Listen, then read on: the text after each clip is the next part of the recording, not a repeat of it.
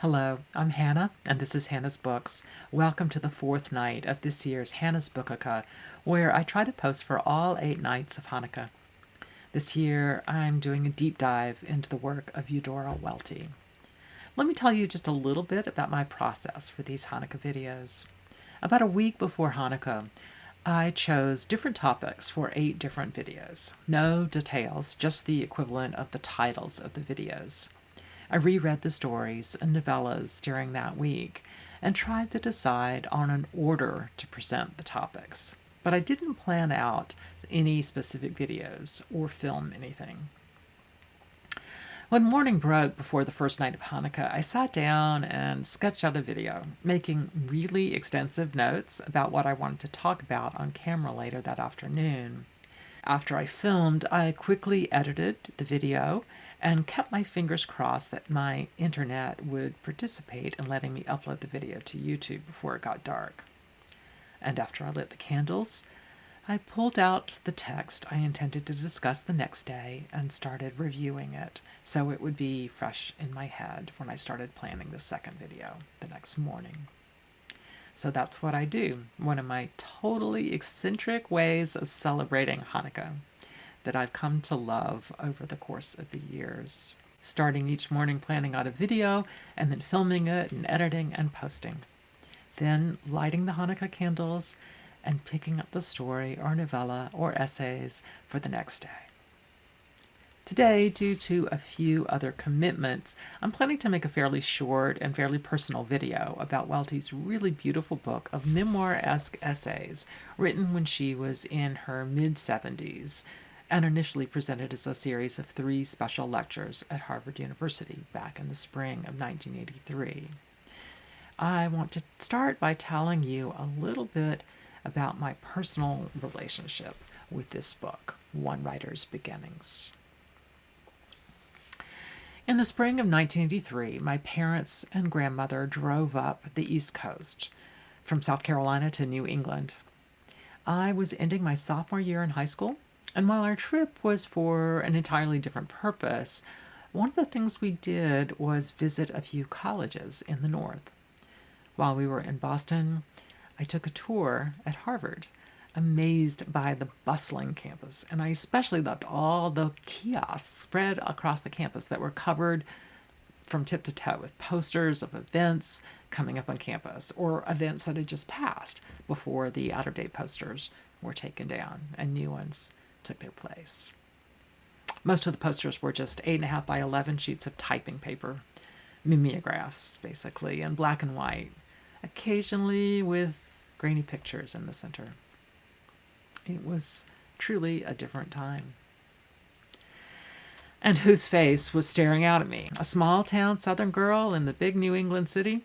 Eudora Welty. She had, just the day before, given the last of 3 lectures, the One Writer's Beginnings lectures. I was simultaneously elated and crushed. Crushed, of course, because my family had known nothing about the lectures and therefore didn't come to campus the night before. Instead, we'd been out eating lobsters, something we couldn't have done in the South, just a few blocks away. But nevertheless, I was elated at the idea that my favorite contemporary author, and my parents' favorite too, was being taken seriously by Harvard. We thought of her basically as our hometown girl. Yes, we knew she'd won national awards left and right, even the Pulitzer Prize for The Optimist's Daughter, which I'll be talking about later this week. And no, Welty wasn't from our actual hometown, or our state, or even the same part of the South. But still. When we found out that the lectures were scheduled to become a book, to be published by Harvard University Press, we were thrilled. It was the first book published by that press that became a huge bestseller.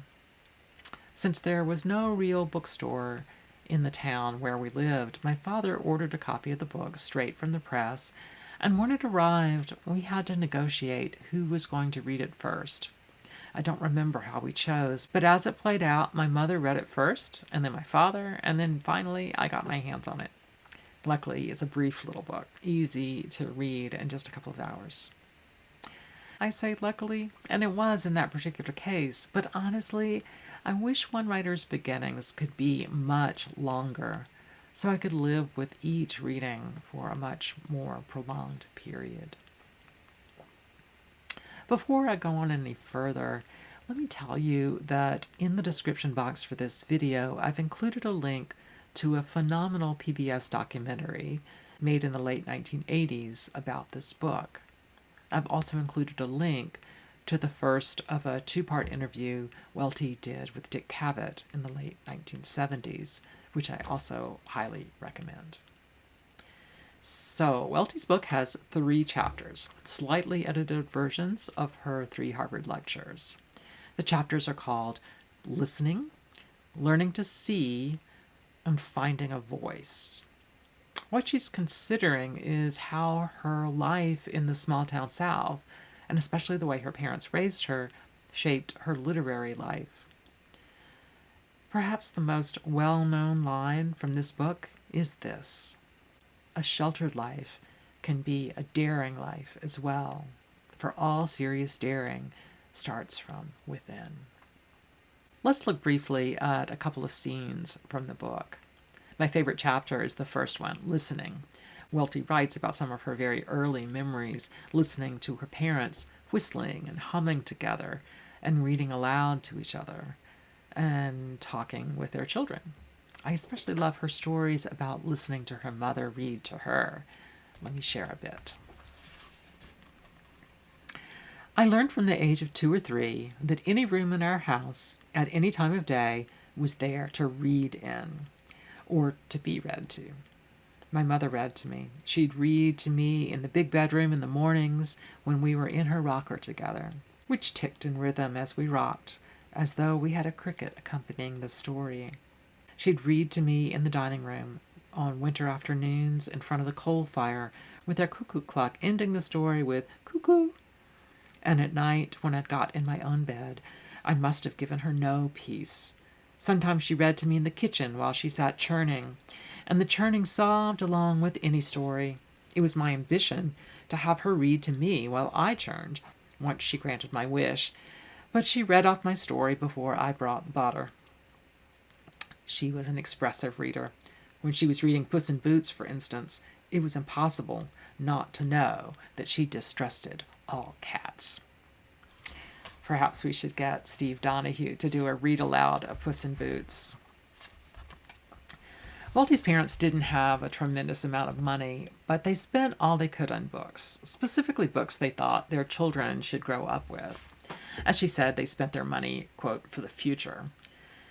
They lined the walls of their living room with shelves and began to call it their library. Perhaps you will not be surprised that it didn't take long for Welty to fall in love with the written word, not just spoken out by her mother, but soon read silently by Eudora. Even when she was reading silently, though, Welty maintained a sense of the orality of the text.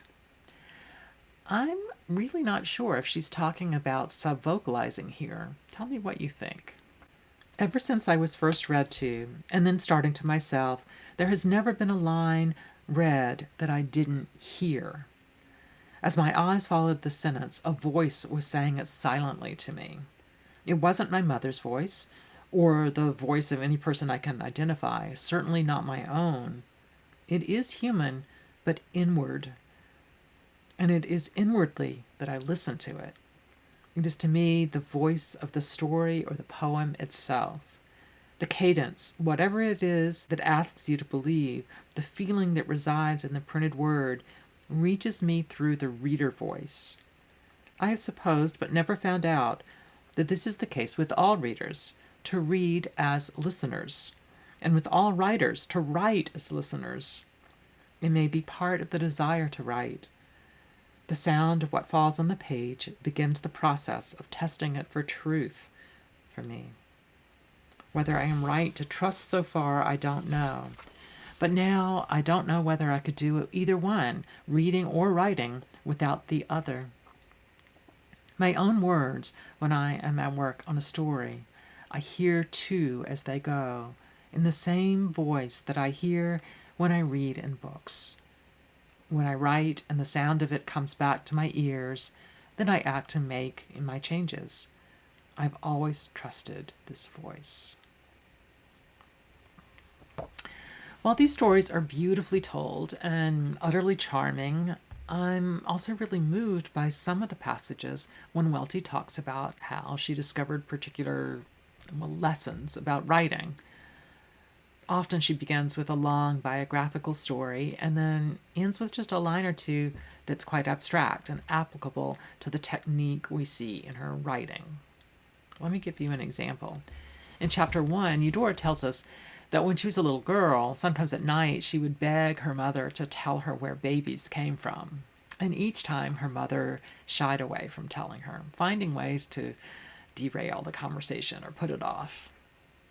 At some point, Welty realized that her mother's mother had probably never explained it to her either, and she had no model for how to broach the topic with her own child. But as Welty writes in her memoir, not being able to bring herself to open that door to reveal its secret, one of those days she opened another door. As Welty was exploring her mother's boxes of treasures one afternoon, with her mother's permission, she found a tiny box packed away, and when she opened it, she saw 2 pristine nickels. When she asked if she could spin them, her mother was horrified, and eventually explained that before Eudora had been born, she had given birth to another child who had immediately died, and the coins had been his. Quote, they had lain on his eyelids for a purpose untold and unimaginable. She'd told me the wrong secret, not how babies could come, but how they could die, how they could be forgotten about. Welty looks back on this revelation and says, the future story writer in the child I was must have taken unconscious note and stored it away. One secret is liable to be revealed in the place of another that is harder to tell, and the substitute secret, when nakedly exposed, is often the more appalling. The Slum Book is full of these kinds of revelations, these kinds of writing lessons. What unites the essays of listening and learning to see and finding a voice is a commitment to deep attention of all that's around her. That will do it for today. Thanks for joining me for the 4th night of Bookukkah here on Hannah's Books. See you tomorrow for the 5th night.